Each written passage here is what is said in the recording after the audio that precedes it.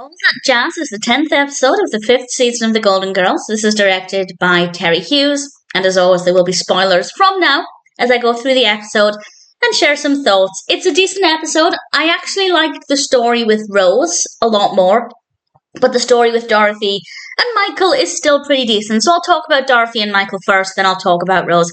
And Dorothy's son Michael arrives. His wife has thrown him out.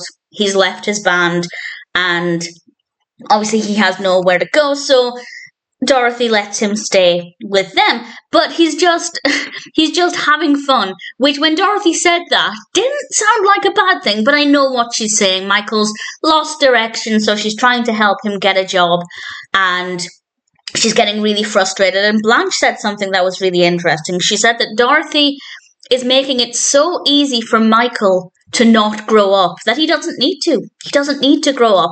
And I thought that was quite interesting. And I would imagine that there are a lot of people in a similar situation where they want their children to grow up. And to be fair, Michael was married. He was in a band. He had a grown-up life, but he's kind of taken a back step. And I imagine there are a lot of parents in a similar situation where they want to help the child, help their children, but also they want them to stand on their own 2 feet. And that's kind of the predicament Dorothy is in. So I think there's probably an element of relatability there. And she's getting so flustered. Michael is staying with Stanley, and she's outside with Rose, and Rose is stressed, and we'll talk more about Rose in a moment. But Dorothy says to Blanche, "My life is falling apart, and now Rose is bothering me," which sounds awful, but in the moment, it was pretty funny. And Rose, bless her heart, instantly started apologising for bothering Dorothy, which is so sweet. And let's face it, she wasn't actually bothering her.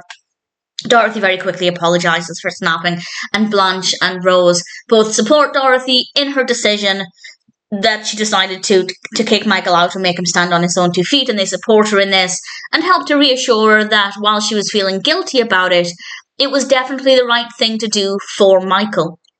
And Stan then arrives. Michael has been staying with him since Dorothy kicked Michael out. And Stan goes through to the kitchen because he's hungry. And he asks them why they have so many cheesecakes, which I liked. The whole dialogue, everything in this episode was just so beautifully written. There were so many funny things. I didn't write down everything because honestly I'd be here for quite a while. It was just a very, very funny episode. And Michael is driving Stan crazy.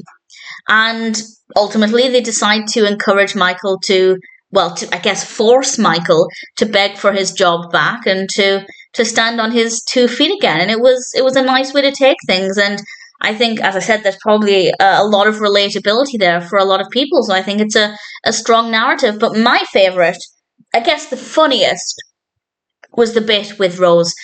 Rose is having to do a lot of work for the TV station, and she's developed a stiff neck, and I could feel her pain. Sophia decided to have some fun and to tell Rose to look behind her really quickly, and of course, as a reflex, Rose did this multiple times, and if you've ever had neck pain, as I'm sure most people have at some point, you'll know how painful that is to have to suddenly turn your neck on reflex, and I winced when Rose turned. It was very, very convincing. We then find her staring at 2 light bulbs.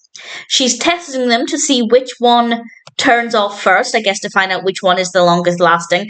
And I didn't even realise, we see her staring at these light bulbs, and I was so drawn to that I didn't realise she had her hand in a bucket. And this is because she's testing to see how waterproof the watch is that she's wearing. And I didn't realise until it was pointed out that she could just take the watch off and put the watch in the water. She didn't need to keep it submerged on her wrist.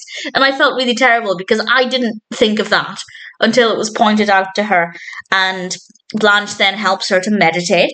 And while she's meditating, the light bulbs both go out, and Rose opens her eyes and in a panic asks which one went out first. And Rose's response there was it was very funny and a really great performance. I fully believed Betty White in that moment that she was panicked about the light bulbs. Not that I'm surprised, her performance was great. And Rose explains to Blanche that she is not ready to give up the most challenging and exciting job I've ever had, and then kind of defiantly dunks her watch-clad wrist back into the bucket of water. And I admire that. but I think there has to be there is a fine line between working hard at your passion and being overworked. And eventually, Rose realizes that she was being overworked, and she does talk with Enrique. And Enrique was really lovely about it. He really admired Rose. He thinks she's great at what she does. He doesn't want her to break.